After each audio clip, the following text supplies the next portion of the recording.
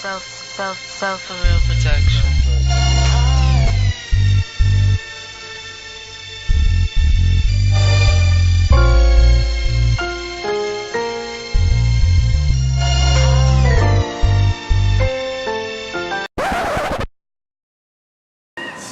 Yo, don't get turned off by my woman saying, right? Don't do that. So Sean, stop. It's facts.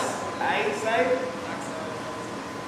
Hi everyone, this is Yo, first of all, no, we don't do that over. Don't be cutting me off in the hi everyone. Alright?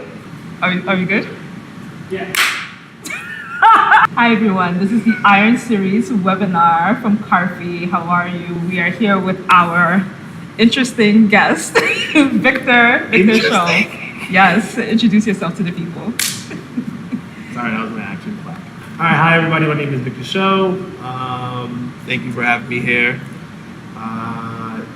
Yeah, that's it. Nothing about who you are. Oh, you want me to like intro? Who are you? Like a full intro. Tell us. So who is Victor Show? Why am I asking a question?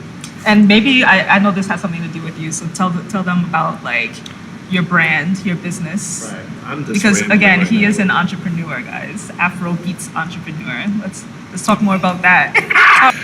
Hi, my name is Victor Show. I am an actor and a choreographer here in New York.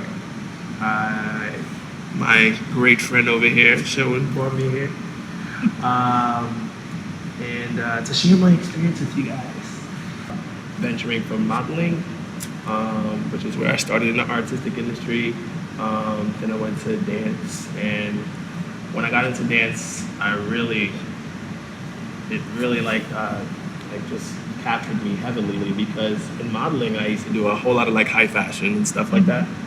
And it's funny enough, I used to look down on the commercial world like, oh, I don't do commercials. I'm a high fashion model. I do runway and all this other stuff.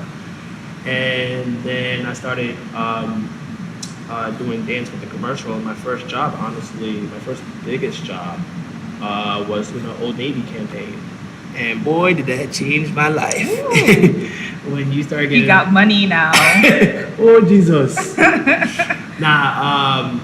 It just opened up my eyes, man, because I did that one job and all these residuals just kept on coming in. And it was like... That's when you know you made it.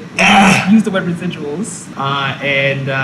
It just made me more keen to the idea that, you know, maybe I can have a career in this dance world. Because I used to just do it for fun.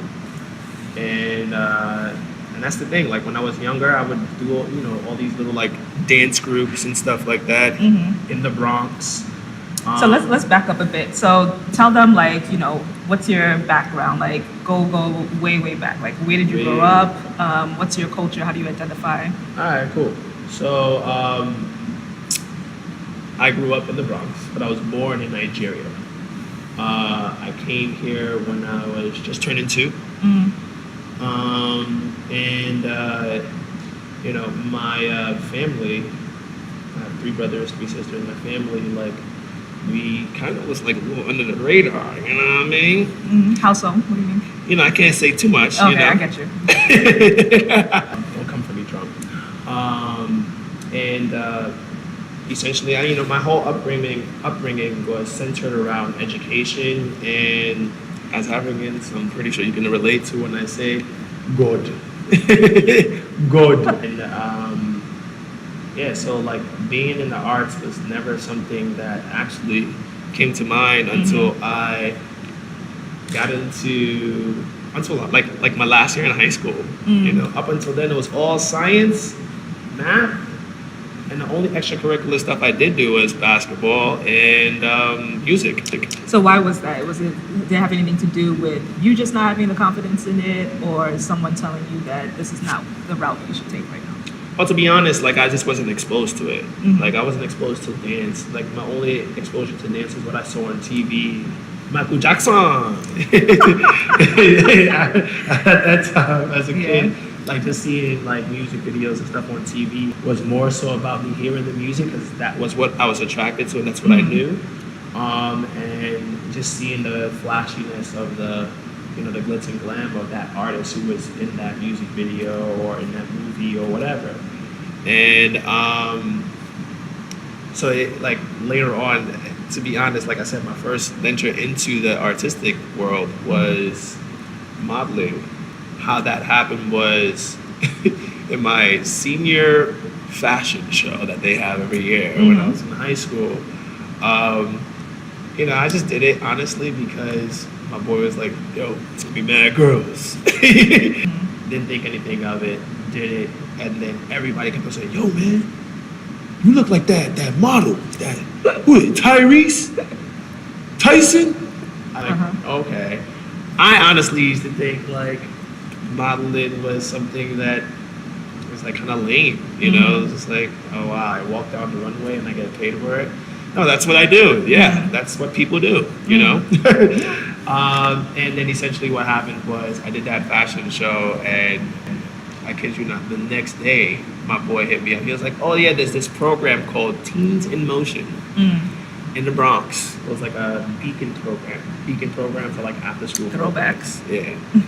And it was a performing arts program. So the person who was in charge of that, ironically enough, is Joseph Conrad. And actually, I'm lying. Yeah. Lies. I said Joseph Conrad. It's the person that's in charge of Teens in Motion.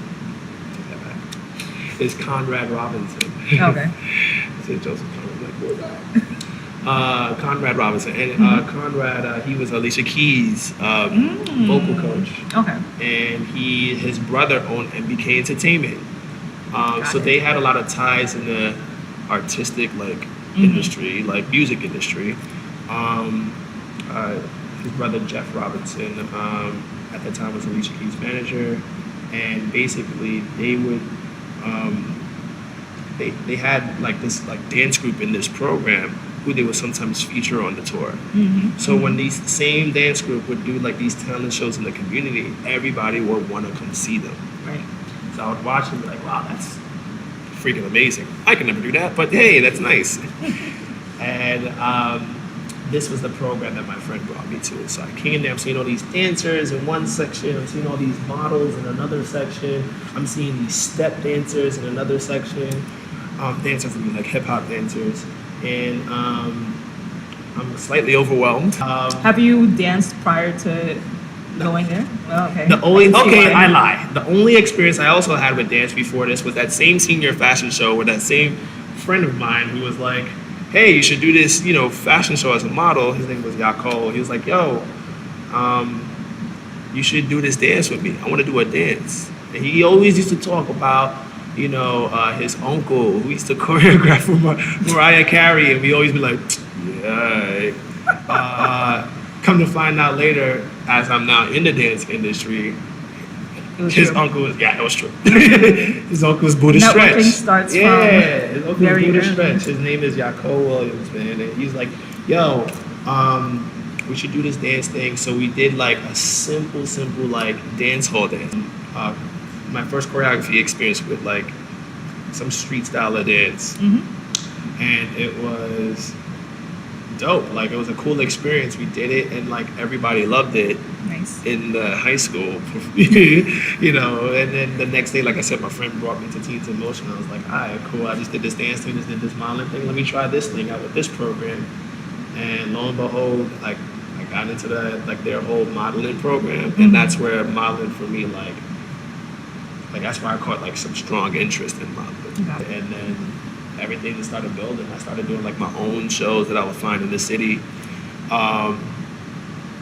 I started going to auditions and connecting and networking with like other like models and stuff like that. And then essentially I started booking work.